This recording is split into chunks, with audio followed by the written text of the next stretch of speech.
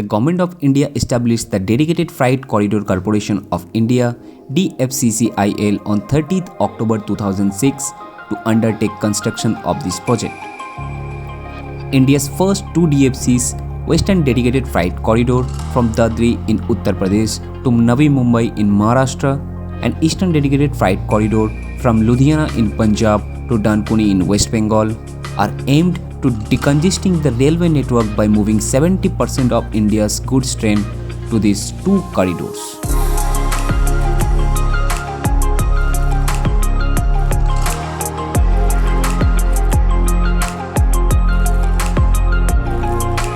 But before further discussion, if you are new to this channel, make sure to hit the like and subscribe button and witness the development of India. The dedicated freight corridors will change the dynamics of freight movement in the country and enable the Indian railways to improve their customer orientation and meet market demands more effectively. Talking about the route, the WDFC will begin at Dadri in Uttar Pradesh near Delhi, covering a new patch of railway line between Dadri-Rewari, and then it will run parallel to existing railway line via Narnaul, Sri Madhopur and Ringus at Sikar.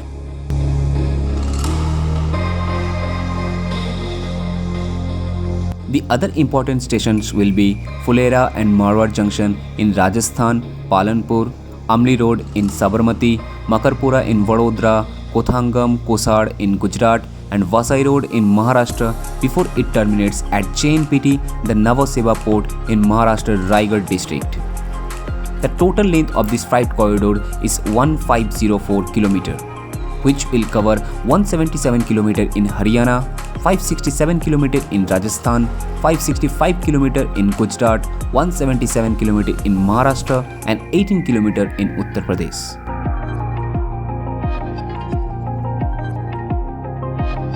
Well, this project is divided into 6 parts. As Dadri to Rewari is 141 km, Rewari to Madar is 305 km, Madar to Palanpur 325 km, Palanpur to Vadodara 304 km, Vadodara to Sachin 163 km, and Sachin to JNPT, that is 265 km. And today you are watching the progress of Varuj area, which comes under Vadodara Sachin section. Well, the contractors engaged in this section are Mitsui, Ircon and Tata Projects. In this section, the main point of attraction is the bridge over Narmada River, as this bridge number 57 will be longest steel bridge in the entire western corridor, and the total length of this bridge is 1.4 km.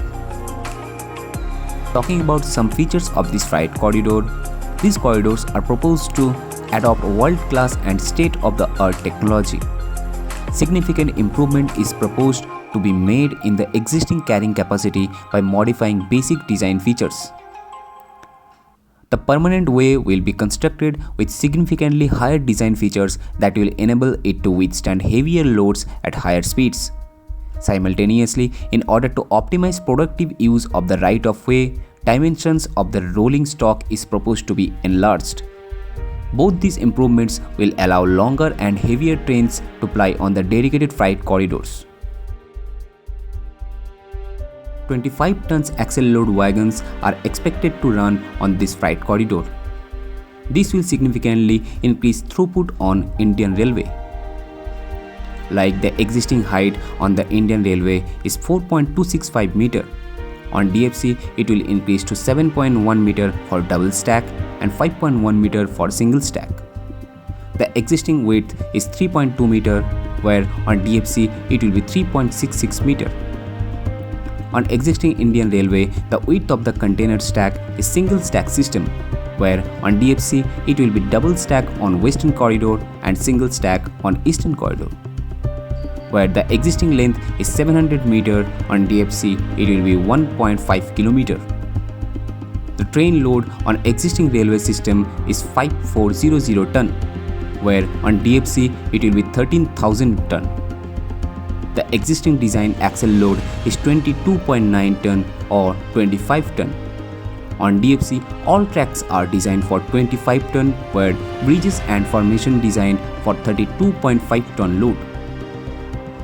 The minimum speed of current IR system is 75 km per hour. On DFC, the minimum speed will be 100 km per hour. Well, besides all these developments, this project is having a green initiatives too, as DFCCIL is expected to offer reduction of more than 450 million ton of CO2 in the first 30 years of operation, leading to reduced greenhouse gas emission in transport system of India. Talking about the project cost, the entire Western Corridor is being funded through loan from JICA as Japan International Cooperation Agency in two phases.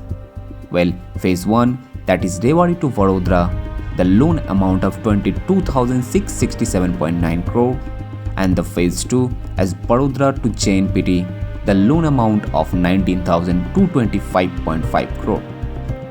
Well, this is also includes the cost of 200 locomotives to be produced by Ministry of Railways. Talking about the progress, as you can see in the most of the area, earthwork is still going on. And about the steel bridge, maximum pier caps are done and deck slab work in progress. So this is a project which enables Indian Railways to regain its market share of freight transport by creating additional capacity and guaranteeing efficient, reliable, safe and cheaper options for mobility to its customers. This will set up multimodal logistics parks along the DFC to provide complete transport solution to the customers. This will also support the government's initiatives toward ecological sustainability by encouraging users to adopt railways as the most environment-friendly mode to their transport requirements. So what is your thought about this project? Don't forget to mention in the comment section. Well, if you are enjoying our content, press the like and subscribe button. We will be meeting in our next video. Thanks for watching.